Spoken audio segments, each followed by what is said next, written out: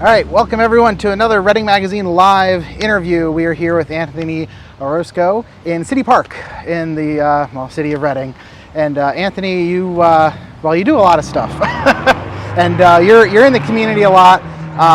But before we get into a lot of the stuff you're doing right now and all your unique and projects in the community, just give people a little bit of background into who you are and how you got to Reading. Sure. And all that kind of stuff. Take it away. Yeah. So I'm not from Reading, okay. Like many people in Reading. Mm-hmm. Well, neither am I. So. Yeah.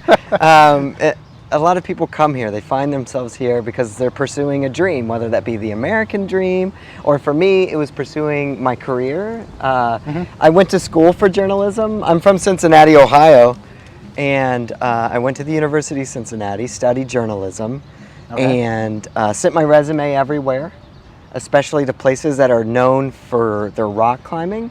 Oh, okay. None of those places needed a reporter at that point in time. It's not what I thought you were going to say, rock climbing, okay. But Reading did. There had been a reporter here covering the Latino beat, and she moved on, and they needed somebody to fill it. How they couldn't find a Spanish-speaking reporter in Reading, I don't know. Yeah, I guess now that you say that. Yeah, I mean, okay. Either way. I was lucky enough to interview at the Reading Eagle in 2012. I thought I did terribly. They didn't. I think that goes with every job interview. People Oh my gosh. do well. They called me in. They said, we're going to have you come visit. They put me up at the Crown Plaza. Oh, okay. And wow. I went in, and I thought it was going to be an interview. And they're like, no, you're going to stay here all day. And they gave me an assignment on privatization of liquor sales. And I'm from Ohio, where right. beer comes out of the faucet. And so I had no idea what I was doing. I was calling like state stores. I didn't know what was going on.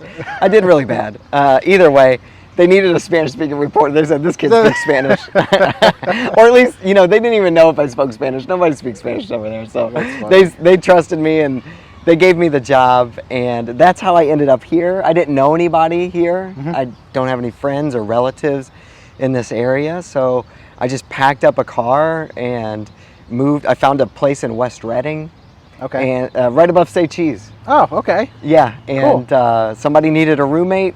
I shacked up there, and it was an adventure. It was a lot of fun, and I'm really happy that I came here. So your background is in journalism, and also tell us about a little bit how you got, why journalism versus any other profession, that's something you could do. Yeah, my brother was pursuing medical school. Okay. In college, when I was just entering college, I figured, maybe I could do something like that, And I took a bio class and a math class, and I quickly learned that was not in the cards for me. But I've always liked writing. I've always liked storytelling. When I was a kid, I would make comic books.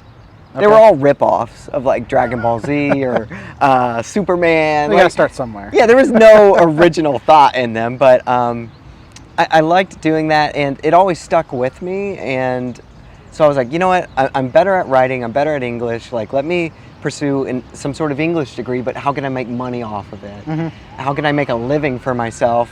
And journalism rose to the top of those things. And I'm also a bit of an idealist, and it's a noble profession to commit yourself to truth, justice, objectivity, impartiality, and to, try to do some good in the world by sharing the truth rather than lies. There's plenty of lies. Right. Well, now, yeah. Yeah. And now it's even easier. So I thought I wanted to pursue that. I went into the student newspaper at the University of Cincinnati, the News Record. Lucky enough to become a reporter there, and then an editor, and I really loved it. Yeah, I was gonna say that's probably where you found found what you really like to do then. Huh? Yeah, because you don't know anything about journalism until you actually do it. Like, none of the classes that I took, like, I don't mean to disparage University of Cincinnati. I mean, I learned a lot in their classes, but I didn't learn the real deal life of being a journalist. Oh no, I could share that same thing. I mean, I didn't take any specific journalism. Like, I wasn't, going to college for, to be a journalist, but even for what I did, I mean, it's a whole separation. I went to college for criminal justice.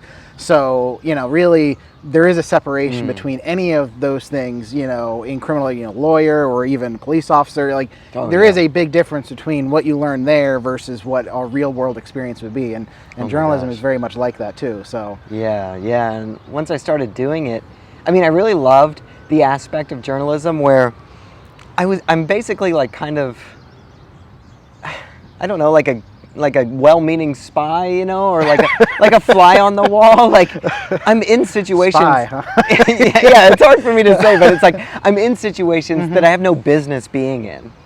Like today, you and I we're at that vaccination clinic, and you had no business being there. I had no business. Like nobody has any business being there unless you're reporting on it. And I just love that idea of like being able to peer into people's lives and then do justice, tell their story in a way that is not only meaningful, but maybe artistic at times, and then also plays into other people's lives. Like, how is this important to other people? Because the things that happen to you, happen to us, aren't only impactful to us, they can also translate to other people's lives. Right. So, you're in Reading. Where does that take you? Oh man, Reading. So I come here in Reading, and at the Reading Eagle, they put their Latino beat reporter exactly where you think they would, which is Tulpehocken School District and Hamburg. So they had me going up to the rural areas while also covering the Latino beat. And so I got a really good sort of familiarity with all of Berks County. Okay. So I kind of poke fun that they put me up in those areas, but it was actually really good training because I got to see people of all sorts of walks of life. I mean, right. All the way into the very corners of Tulpehocken to Bethel to Perry to Windsor to places where, you don't get any GPS, where you don't know where you are. And there's no cell service in a few areas in Berks. No cell service. And for me, it was like being thrown in the trenches because I was doing daily reporting. Okay. I was covering school districts, covering community meetings of places that I didn't really know, which is a handicap of reporting, which you and I know, is that sometimes you show up to a situation that you don't really know about, and you have to do your best. You got to do your research sort of that night or that day. I mean, there's a high expectation there, especially even in communities, that, even as a reporter, you're going to know not only, that specific situation or story, but you're also then going to know maybe behind the scenes information to make things work. And that doesn't always happen too. So I bet that, figuring that out is never easy, and kind of going through that day to day. Yeah. I mean, it's a wonderful challenge. It's a challenge. Yeah. It's a double-edged sword, right? Because you might be completely blind or ignorant to something. But I stayed on at the Reading Eagle for a long time, for about 7 years, and What were the biggest things you learned over those 7 years? Well, that's exactly what I was going to say. Is that those 7 years was the background, was the training, where you get into situations and all of a sudden you see the familiar faces, know the players. And for me, I guess the biggest thing was like learning the Latino community here, which is quite unique, just because we have a lot of Caribbeans. Where I'm from, the Latino population is mostly Mexican in Ohio. Right. We have a big Mexican population, and that's what people immediately think when they see a brown Spanish-speaking person, like, oh, they're Mexicans. But here, it might be, people assume like, oh, they might be Puerto Rican, or we have a huge Dominican population here. We have Central Americans and Mexicans in the north side. So it was like really getting to understand where Latinos are in Berks County, who they are, what their interests are, and then they're an island in Penny Dutch country. Right, right. So that was a huge thing to learn. And then just to sort of learn the different communities in the suburbs outside of Reading. I mean, that I'm still learning about those communities. But yeah, that was a big sort of learning accomplishment for me, was to really get a grasp of the Latino community here. So breaking out on your own, where did you go? What did you do? So it got to a certain point, the shell. I grew into the shell of the Reading Eagle, and I needed change. I needed a challenge. And that was something you took on for yourself, to change and to do something different. Yeah. So you recognized that as something you really wanted to kind of break out and do something new. That's right. I mean, I had some colleagues at the Reading Eagle who moved on, and it sort of like awoken that part of me, like where it's like, yeah, I guess it really I guess I really have fulfilled sort of my role at the Reading Eagle, and I needed a new challenge. I wanted something different. I wanted to expand my skill set. That was a big thing. Yeah, I mean, that could happen with any job too. You get to a certain point where you've kind of felt like you've done a lot of the things that you can do, and any job really. I mean, you get to a point where you've kind of learned everything you think you can learn with it. Where do you go that doesn't make it seem like it's being repetitive? Exactly. Yeah. And also, everybody gets irked by the same things that you have to do, whatever your job may be. Oh well, yeah.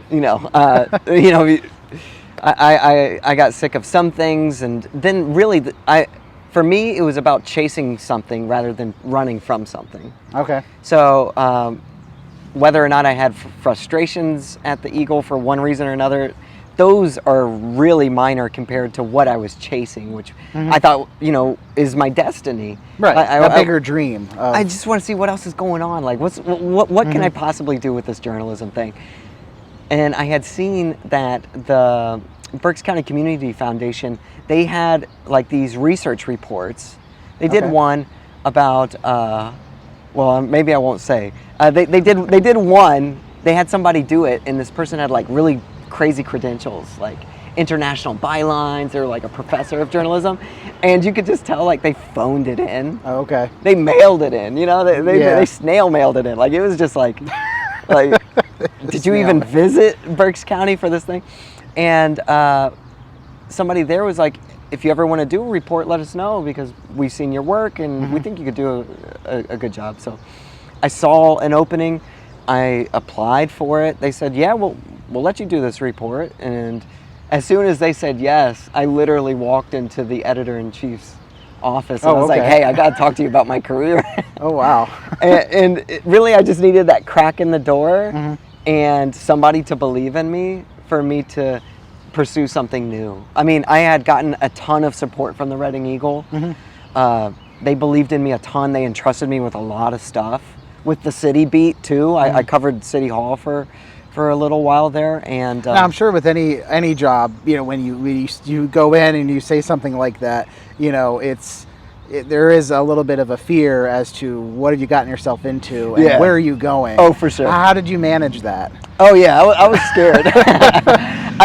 Because it sounds very empowering. Oh, you just went in. We're going. We're my leather jacket flapping in the wind, but, like Samuel L. Jackson. No, I was very scared. But it was exciting too. I had come here not knowing a soul. Right. So I was figuring, you know what? I've overcome one hurdle. I know I can do it again. And I saw that opening. I did it. It worked out well. I was able to feed myself, and that's good, which is always good. And then one of the biggest skills I needed to learn was pitching, or finding those freelance jobs. Okay. Yeah, because now you're in the freelance world. Yeah, which is a lot different. It's a Shark Tank, you know? Right. And it worked out. I got some research projects. I did some writing for nonprofits, doing storytelling, and really found contracts that I could sustain myself with. It was a hustle, but it was great. I had freedom. I got to do whatever I wanted, basically, and that was great to be sort of off of a leash, to do whatever I want. I really leaned into poetry and community activism. Yeah, I was going to go a little bit more into that because I don't think people really know. I mean, maybe they do, but you know, at least our audience, they don't really know everything you do in that realm. Yeah, I consider myself a community activist, but through the arts. So I don't really get involved in too many political things just because of my job. You know, I have to sort of separate myself from those sort of things. But through the arts, I have free reign. And I love finding the gifts that people have inside them. I think people are endowed with light, with some sort of gift that the universe, God, the cosmos has given you. And I think it's our duty to share those things, because not only is it good for us, like catharsis, to let it out, but also there are other people in the world who need that. Like if you know, Marvin Gaye just stayed quiet all of his life, like the world would be a different place. No one would be inspired, and yeah, if Pablo Neruda never wrote anything down because he didn't believe anybody would care about it, like you know, what would I be doing? So I think it's really good to tap into that, to search, to experiment, and I love seeing people grow. And the work that I do at Barrio Algeria. Well, I was going to ask, what organizations are you working with now to do that? Yeah, so I volunteer with Barrio Algeria, and really that's a wonderful organization. I mean, it's the cutting edge spear point organization in Berks County to me, for arts, especially in the city, especially giving amplifying the voices of kids, of people of all ages who are in and around Reading, who want to find, explore, and grow the gifts that they have inside them. So it's Barrio Algeria, and then also I'm blessed to do some educational work with WITF, who I work with currently. Okay. Tell me about that. How did you get involved with them? And yeah, so the freelance hustle, the Shark Tank, I needed a breath out of that. I saw there was this opening for Report for America. Yeah, I know, and it's kind of circling. It's okay. In Report for America, they are putting reporters in communities that are underreported or maybe need help to either be culturally competent or just to have more coverage. Okay. And they were doing something, at the Centro Hispano, where they sort of pulled all of the big Latino players in Berks County together to talk about what they thought they needed covered, how the news media has covered them, and they invited me to that. And it was one of the most humbling experiences, because people there of all sorts of different, you know, industry or private sector, public sector, nonprofit, like they all spoke really nice of me, really well of me, and it was like it was basically they all stood up and it was like, oh, if you need a reporter, it's Anthony Orozco. And I was like, you're already chosen. You didn't even... Yeah, I mean, it was really great, because it had been like a year that I was out of the game of the Reading Eagle, and it was really humbling. And the reporter, or the editor at that time, Russ Walker with PA Post, he was like, he seemed sort of confident. He's like, you know, send in your application and we'll see what we can do with you. But you know, it sounds like you've made a reputation for yourself here. And I was like, okay, and it worked out. They picked me up, and I got a job at the PA Post. Right. Which was at that time. I know, they've gone through their own little transition. Exactly. Too, so. They were under WITF, which is a radio station in Harrisburg. And I was doing sort of more in-depth reporting, larger projects about the Latino community in the 222 corridor. Okay. For PA Post. And then PA Post got picked up and merged with Spotlight PA, with the Inquirer. But I'm, you know, being paid by WITF, and Report for America's partnership is with WITF. So I just stayed with WITF. Okay. And then it turns out like, oh, I work for a radio station and I don't know how to do radio. And then started, that's how I started the wonderful adventure of audio storytelling, which I do now. So you didn't really know anything about audio or record, like any of that for radio? I had done some video storytelling for BCTV. And so in that sense, I got used to the idea of like blending and like lowering, fading, that sort of thing, whether it be visual or sound, getting B-roll. So I had sort of that knowledge, but I was not an audio professional. I was not a broadcast journalist ever. And so thank God for WITF and their editors, because they let me learn. They let me do my written reports while also learning the broadcast radio game.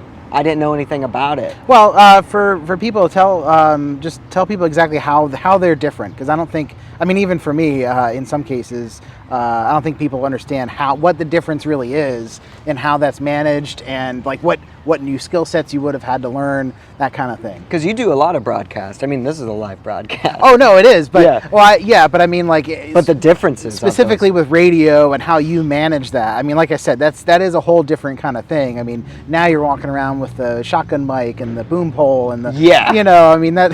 So now I stick out like a sore thumb. Before I could be a little. I wasn't gonna say anything.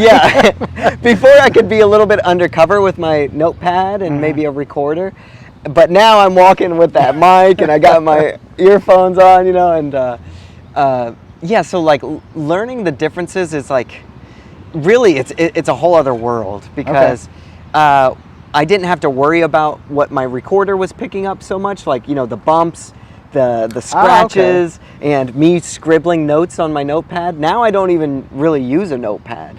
Yeah, because I guess if you're using a regular recorder, you were just picking up what you were hearing, and the quality of the sound wasn't as important. Yeah. But now you really have to, I guess, focus on, you know, like I said, the bumps and also the direction of where you're wanting to record something too. So and so now I'm like just using a microphone and being much more cognizant of where I am, where the wind's blowing, what I'm picking up, getting B-roll, getting that audio B-roll. Yeah, the natural sound of an area to create a scene for people. Yeah. You know, just like I would in the first couple paragraphs of a written story, now I do that with a microphone. And it's just learning about what works, what doesn't, what falls flat. And really, like I said, God bless the editors at WITF, Tim Lambert.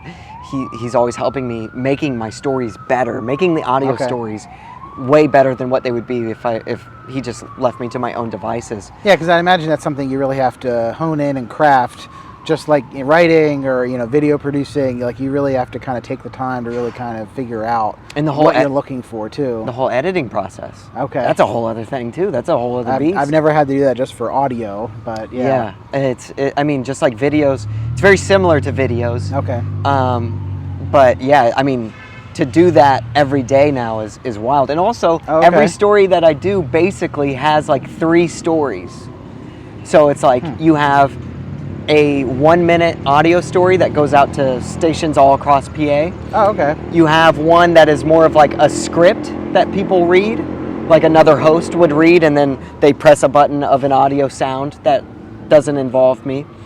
And then sometimes there's like a written report that will go with them. So, you know, for 1 minute of airtime, it takes a long time. That's a lot. Yeah, for me. And then the longer stories, the features, the more in-depth stories, which I love to do now. Well, what are I mean, besides, we can talk, you know, all the technical stuff. Sure. What are some of the most impactful stories that you've worked on? I think in the lead up to the election, that's when I really that's when I dove headfirst into audio, into doing features, which are about, like 4.5 minutes long. Okay. But they take hours and hours to do, because you got to do all the reporting that you would do for an in-depth investigative report, written report. But you also have to do an audio component and then, you know, create a scene. So some of the things that I really liked was I did a 222 corridor counts series where I went to Lancaster, Reading, and Allentown and spoke with different Latinos about the election in different ways. So in in Lancaster, there was a shooting of Ricardo Munoz. Yeah.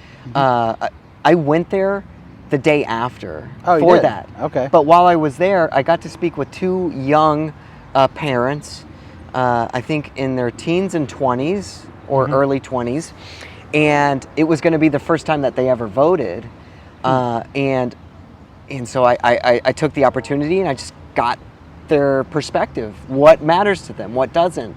What do they know about coronavirus? How has it affected them? So I got that perspective. Here in Reading, I spoke with a woman with 3 kids here in Reading who is an immigrant, who's not a citizen, can't vote, but in her own way is trying to change or affect change in her community and inspire people to go out and vote or to participate in the census.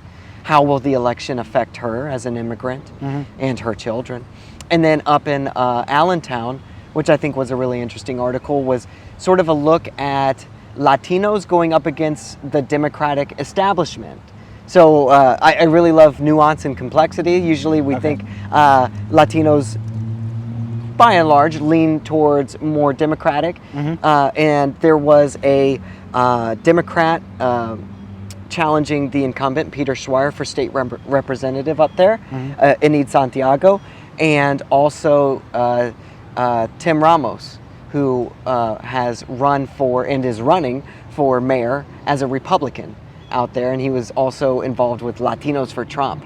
So I got these 2 different perspectives that were going up against the Democratic establishment, but from 2 very different angles. And so I really liked that series, and I've done things about the detention center here in Berks County, the Family Detention Center, which is no longer holding immigrant families, but is morphing into something.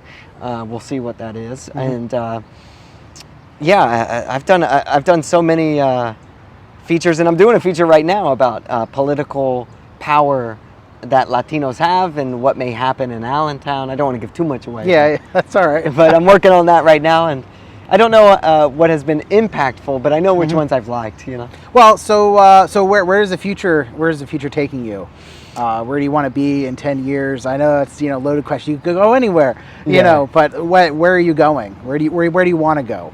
Well, I've just accomplished a really big dream for me. I've became the 9th Berks County Poet Laureate, which was a huge milestone for me. And also for maybe for our community, I'm the first Latino to have that honor. And so in 10 years, I would love to have It doesn't have to be very specifically 10 years. In 10 years, in 2031, I would love to have a best-selling book of poetry. That would be awesome. Okay. Or just a book of poetry. I'll take either, really. A book of poetry. I would love to still be reporting. I'd love to be maybe doing something that travels across the country. I love travel. So, if the National Geographic needs a reporter with my skill set, maybe I can do that. Maybe. Maybe someone's watching. Nat Geo, what's up? But I love the idea of traveling, of telling stories about people who, it's a cliche to say, that I'm giving people a voice. Everyone has a voice. Right. Really what I do is put the microphone up to their lips. And produce it and, make a start audio. There's a lot of audio in there. And I just want to find those stories that go untold or go ignored or that are easy to ignore and amplify them to a different level to where their stories can impact. And it doesn't have to be just journalism. It can be poetry too. I love teaching people. I don't even want to say teaching, but encouraging people to find their voice and to share it with the world. So well, and actually, I forgot to ask you about that. The students you work with. You tell me a little bit about that. Yeah, and thank you very much. So you and I have partnered. I'm working with students in Reading who want to become storytellers. I got to visit some classrooms, and I told them what I do. I don't know if they get any class credit for this. That's up for their teachers to decide. Luckily, their teachers let me into their classrooms and tell them what I do and what they can do. Be an advocate for people, highlight things that they think are really positive in their community, highlight things that they think are negative, tackle things that they think are negative, and produce stories, whatever that may mean, whether it's visual, audio, or written, or photography. I'm letting them do whatever they want. Okay. Luckily, so the first story we had published not too long ago was by Logan Rea, or Logan Ray. I forget how to pronounce their name. I just call them Logan. And they are an absolutely phenomenal writer, and they have a wonderful essence about them. And what's been the reaction from the students? So they're really intrigued, and they love to learn more about what we're doing, about what journalists do. I bring in journalists who I know, professionals, people who are really great at their crafts, photographers, videographers, audio folks, writers, to tell them about the processes that they go through to tell a good story. And so they're really jazzed about it. They're really jazzed about it. It's just like, I think overcoming fears, which is a big part with Barrio Algeria, which is like overcoming the self-limiting beliefs. So they do their interviews, they write their stories, and then sometimes they're like shy, like they don't want to see my edits. And luckily, I think I've gotten to them that, you know, I'm not gonna speak down to you ever, and I'm here to help you. Like, we're helping each other, and so more of it being a resource, you know, than, you know, really criticism, I guess. You know, I've had some bad editors in my day, and I know what that's like, and I rather build people up than, you know, try to knock them down or feel bad. And so it's always, I mean, they are students, so and they're not professionals, so right. And you know, we have leeway, and it's always a collaborative process. And I'm telling you, we have some great talent here in Reading, and really, hopefully, there comes a day where the Reading Eagle is, you know, after coronavirus is, you know, a thing of the past, where journalism is thriving, you know, local journalism subscriptions are thriving, and they can hire tons more journalists, and they need a Latino Spanish-speaking reporter for the Spanish-speaking community. They don't have to ask a guy from Cincinnati, Ohio to move here. They've got, you know, tons of them here. And, you know, I can vouch for that there are wonderful storytellers right here in our community. That's awesome. And that's really cool that you're putting that together, and you're not, like I said, you're being more of a resource for them. You're not just, you know, saying, here's what, you know, what I do, how I do it, and leaving that to themselves. You know, it seems like you're really kind of back and forth on kind of what you're doing. Wow, this has been great. Thanks for really thanks for taking the time. This is awesome. A lot of things, some of the things I didn't know about you. That's exactly why I wanted to kind of put you live on camera to talk about. But you certainly do a lot for the community. Thanks. So tell people where they can get a hold of you if they want to talk to you more. Sure. Where can they reach you? Sure, you can reach me at WITF if it's professional and has to do with journalism. If you want to reach out to me, it's Anthony _Orozco, and that's OROZ as in zebra, CO as in company, at WIT as in Thomas, F as in Frank.org. You can catch me on Twitter, Anthony Orozco 20. And on Facebook, I'm public. I figure everybody's going to see what we put out anyway, so I'm public on Facebook. Reach out to me. And also, I want to say, I mean, it's kind of late in the interview to bring this up, but next week, Tuesday, May 4th, we're going to do an open mic here at the band show. Oh, okay. Yeah, we're going to share some poetry. We've been doing a poetry series, me and David Nazario, I had no idea. So beautiful, wonderful poet. But good to plug it. It's going to be we're right. I should have opened up like, planned. Oh, look at our venue for our open mic. That's Tuesday, May 4th. And yeah, just if you see me out in the community, I'm the guy with the long hair with the giant headphones on. Headphones on. So awesome. Cool. Thanks. Thank you. See you guys. See you next time.